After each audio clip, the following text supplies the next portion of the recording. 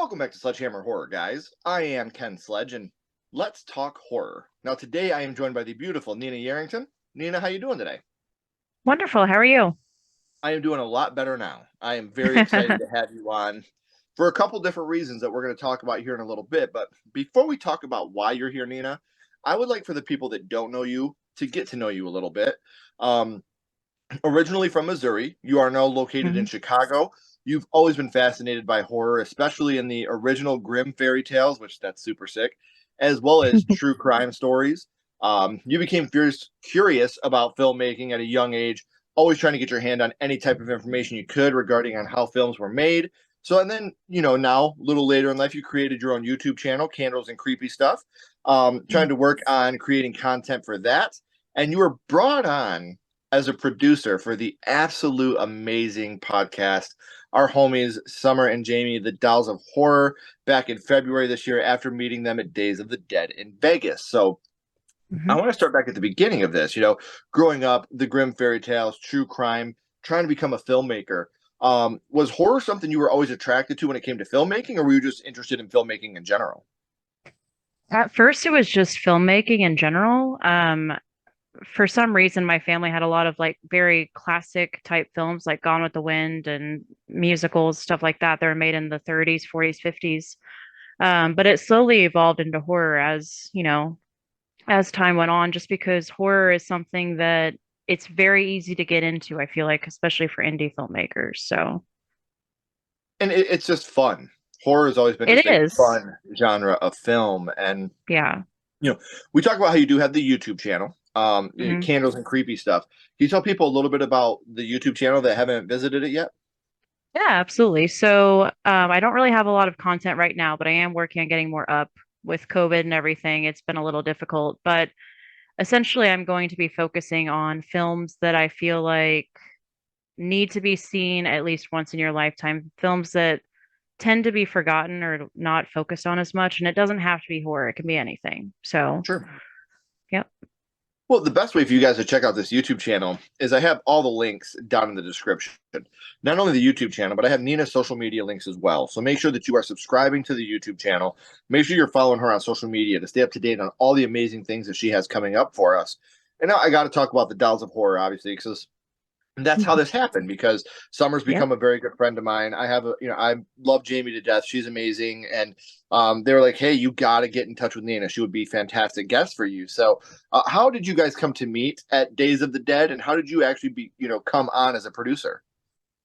So it's really funny. I came to Vegas Wednesday before the con, and I was just hanging out doing the typical touristy things in Vegas, and I happened upon this dice in one of these tacky touristy shops that said Arts Casino. And I was like, Art the Clown, David Howard Thornton's supposed to be here. I'm gonna buy one of these for David and Damien. Mhm. And so I still had them in my purse. I was walking around the hotel just checking everything out, seeing where the convention was gonna be, and David was in a hallway, and I walked up to him and I was like, "Hey, don't mean to bother you, because he was talking to some other people, but I just want to give this to you." And Summer just happened to be there, and we said hi, whatever, and went about my weekend. And I went to a few panels and we chatted some more. And Sunday, the last day of the con, we were talking and she was like, "Yeah, we just lost our producer. We're looking for somebody to maybe fill in that role." And I was like, "Well, I've done some editing before, with YouTube videos and whatnot, and maybe I could try." And she was like, "Yeah, get in touch with me when you get back home." And it's kind of evolved into that. So, That's an amazing way to meet somebody, especially with David, because yeah. David is just like a god on earth. He's one of the kindest, sweetest people Yeah. you could ever hope to interact with. Yeah, he's a sweetheart. He really is. So, Yeah. now you've been working with them for close to about half a year now. How close Yeah. have you gotten with the girls? Pretty close. Summer and I hang out every other week almost, grab a bite to eat or whatever, and we go to different horror events in Chicago and stuff. And Jamie is hopefully looking to move to Chicago soon, so I'll be meeting her in person eventually. So That's it's awesome. exciting. Yeah. Well, I'm only a couple hours away in Detroit, so we got to set up a weekend meeting one time. the Sledgehammer Dolls of Horror meetup would be just absolutely amazing. Ashley and I would love to be able to come out and meet you guys. Absolutely. Let's do it. I'm 100% committed. So, in order for you, we talk about how big of an impact you have in horror now. Producing for the Dolls of Horror, and how you have candles and creepy stuff, doing your own content as well. Now, in order for you to do these horror things in the horror world, horror had to start for you somewhere. So, Nina, I would like to go back to the past and talk about what got you started in the horror genre, your first horror movie. And Nina, the first horror movie you watched was. It's not really a horror movie, but it's Edward Scissorhands. I talked at the very top how this episode was very exciting for me. This hmm is the first time I've gotten to talk about this movie. Um, and it's funny because I have people tell me like, "Oh, well, I don't think this is a horror movie," or "I don't think that is a horror movie." I've had people come on the show and talk about The Wizard of Oz, because of the way that The Wizard of Oz made them feel the first time they had seen it, with the Yeah. monkeys and the Wicked Witch and setting the Scarecrow on fire, and that it was very, there's a lot of very horror elements in The Wizard of Oz. I've had people come on here and talk about Willy Wonka and the Chocolate Factory. You know, that boat Yeah. scene where he's singing Oh, that yeah. song, or the kids are getting sucked up through pipes and never seen or heard from again. Like, to me, horror is what you make it. Like, I don't think Yeah. there's any way to lock down like this is a horror movie or this is not a horror movie. If something really chills you to the bone, that's what horror is. So Yeah. I'm not one of those guys that's going to poo-poo someone for saying Edward Scissorhands is a horror movie, because there's a moment where he's literally cutting his dad to pieces when he's trying to love him. So I don't Yeah. think it gets much more horrific than that. So, do you remember about how old you were the first time you had seen it? Oh, I'll never forget. I was 4 or 5 years old, yeah. And it was just on TV. The credits were rolling, and my mom was like, "Oh, this is such a great movie. Let's watch it." And I'm like, "Okay." At the end, you were like, "Mother." Oh, I had nightmares for months, like Oh. months. So, what was your mama? Because I usually ask like who you watched the film with. We know that you watched it with your mother for the first time. Was your mom a horror Mhm. fan, or did she kind of Yeah. look at this as more like a gateway thing that wouldn't really be too scary? She didn't think it was that scary. She didn't think it was going to have an impact whatsoever, which is what she told my dad later. But yeah, she definitely introduced me to a lot more horror films as I got older, but she waited a little bit after that. Well, thank you, Mom. We appreciate it, because without you, we Yeah, wouldn't be sitting here doing this today. So, um, absolutely. Edward Scissorhands is one of those movies that has a huge cult following. Um, Yeah. Tim Burton, Johnny Depp. A lot of people put this up there near the top as one of their favorite Tim Burton films. Now, very effective. There's a lot of very dark scenery throughout the whole film. But what would you say, Nina, was the scene that affected you the most? There's two. The Okay. first one that really creeped me out was when I can't remember her name, but the realtor or the Avon lady, she's going to the castle and she's following him up the stairs or whatever. And she finally gets to his room and she's approaching him and he comes out of the shadows and he's just like he shoves his scissors in the camera and he's like, "I'm not finished." And I'm like, "Ugh." But the part that really gave me nightmares was it's at the end when Winona and Johnny are in the castle again at the end, and the boyfriend shows up and he's trying to get all tough, and Edward pushes him out the window, and I'm like, yeah, I was like, nope, that Shouldn't have scene been gave me standing there, nightmares. buddy. Yeah, it's like But he that, was a that guy's dick a. the whole time, but I was it freaked me just gonna out. say that. I was like, the dude's a fucking dick the whole time, man. But it was the close up on Edward Scissorhands' face and then the music and just, yeah, that's what Right. creeped me out. And again, like I said, there's a lot about this movie that is sincerely. Tim Burton has a way of making horrific moments in movies. Whether Yeah. even in his vision of the Batman, I thought the Michael hmm Keaton Batman has a lot of very well done horror elements in it. Pee Wee's Big Adventure to me has one of the best jump scares of all time with the large Marge scene. Um, Absolutely. and I think the part where the doctors are wheeling in the bike, like that's the clown doctors, terrifying, absolutely terrifying. So we know which scene affected you the most from Eddie Scissorhands, but what would you say your favorite scene from the film is? It's probably the ice sculpture scene where he's making the ice sculpture for her. I think that was beautiful, and I love the score during that scene. Yeah, and where if I remember, because I haven't seen this movie in close to 20 years, probably. Yeah. Um, he's carving it out, and it almost looks like it's snowing on her. Correct? Yeah, there's And like she's ice falling as like it's snow and she's just dancing around in it. Yeah. I remember that scene. Yeah. Very beautiful scene. I wanted to rewatch this movie, but the Blu-ray hasn't quite arrived yet because I always want to order the movies that way Ah. I have them. And it was out for delivery, and I don't know what happened. I just haven't gotten it yet, and I was so Oh bummed. I wanted to no. rewatch it. So Edward Scissorhands is a movie that was very effective to a lot of children back when I was a kid. I'm a couple moons older than you are, but I remember this being a very effective movie when we were young. But obviously, right now in Hollywood, remakes, requels, sequels, kind of all the rage. Is Yeah. Edward Scissorhands a movie you would like to see them try to remake today?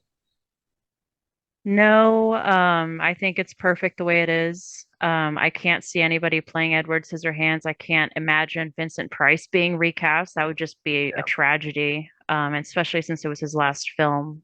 Mhm. But no, I think it's perfect the way it is. This is something that is absolutely 100% Tim Burton, and I would hate to see anybody try to go in and change anything.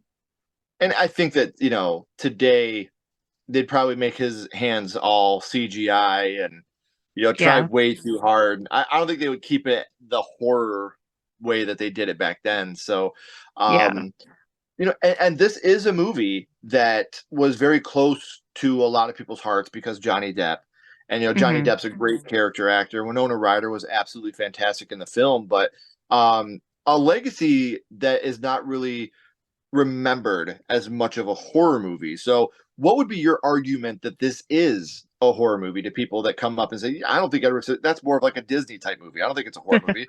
What would your argument be to yes, this is a horror movie? I would say just the treatment of Edward throughout the film makes it a horror film because the real monsters are human, and that's I think what this film teaches us. So, And I don't think that's been any more true than it is today. absolutely. So we talked about your first horror movie, Nina, and what Edward Scissorhands means to you. But here for a second, I do want to throw a little bit of a curveball at you. Oh My boy. little buddy Ghostface is here, and he has a question for you. What's your favorite scary movie, Nina? What is your favorite horror movie of all time? Ooh, it's really hard. Um, because it changes all the time, but hmm, God, it's How about probably the extra.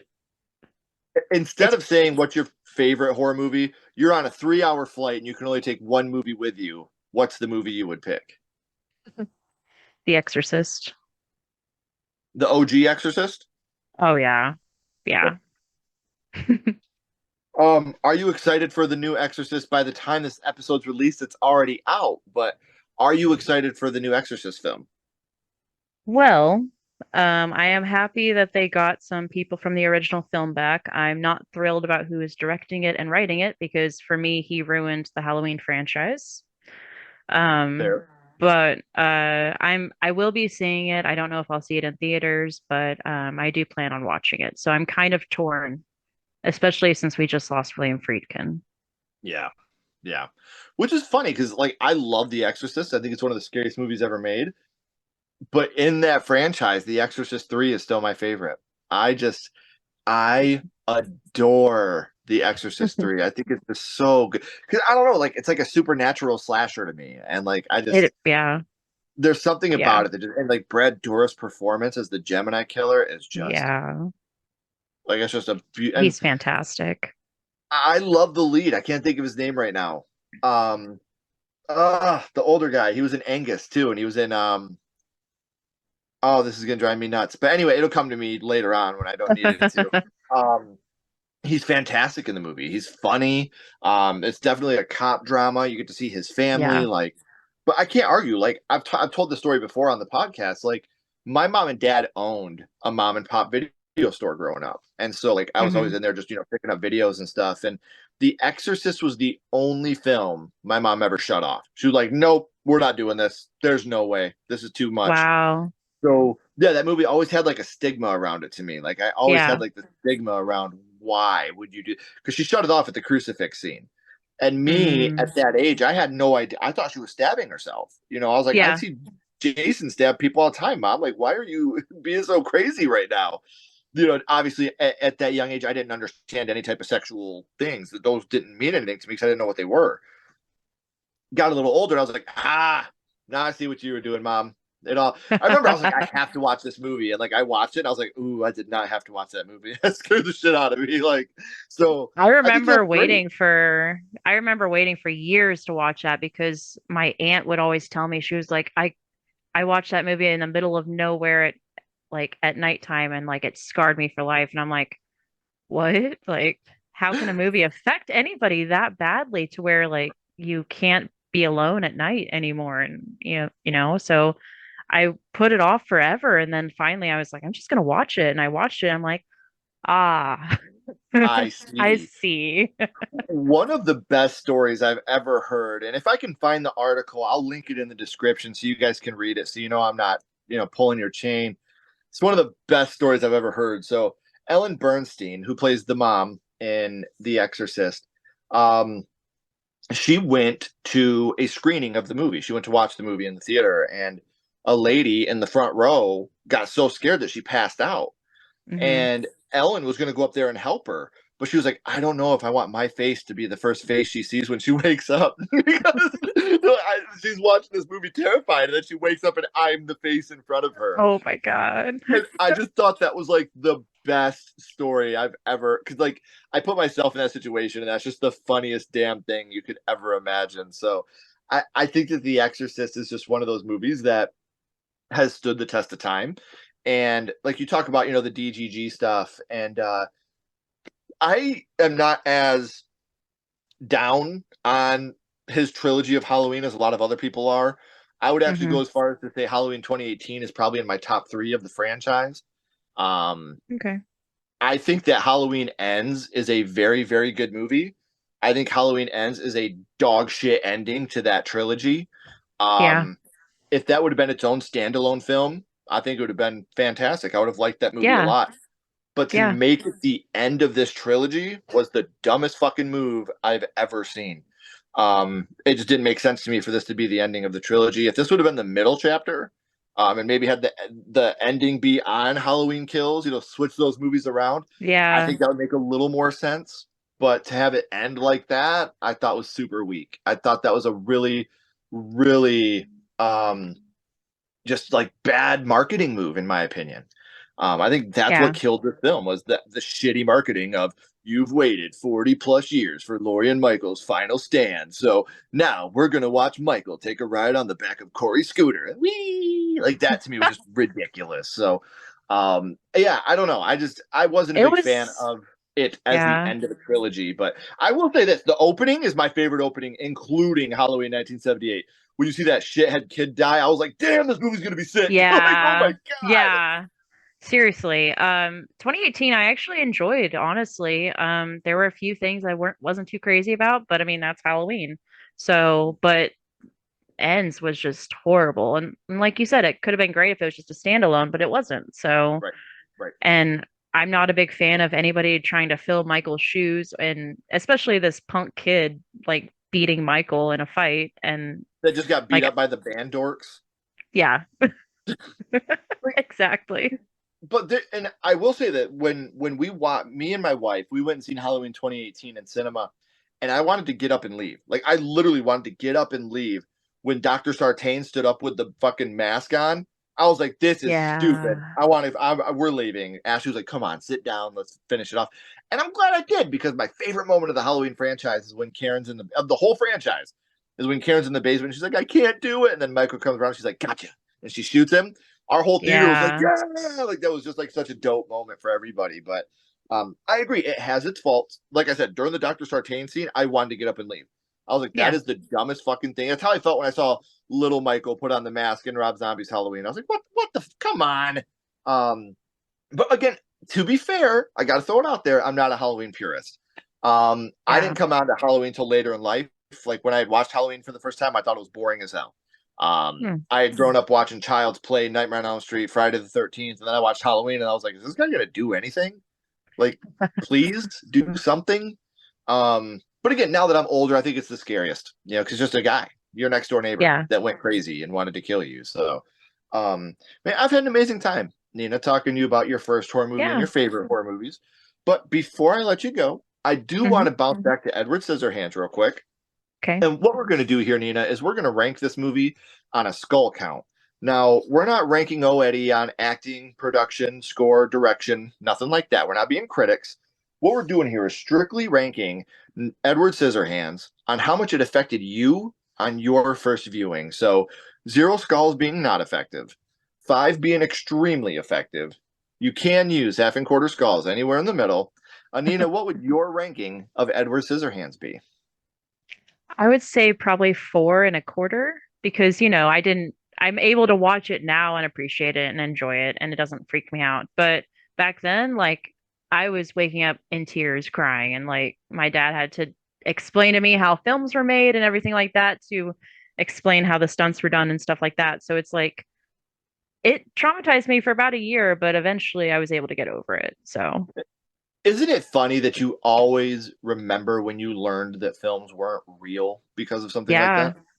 I'll yeah, never forget. I learned that films weren't like cameras following people around when right. I saw uh, Lou Diamond Phillip in another movie. And I was like, wait a minute, that dude died in La Bamba. And my aunt was like, it's a movie. Like, he didn't really die. I was like, you get the fuck out of here. I watched it. He died in a plane crash. He was like, La Bamba, and he died. I seen it, Aunt Dawn. He's gone. He's a goner.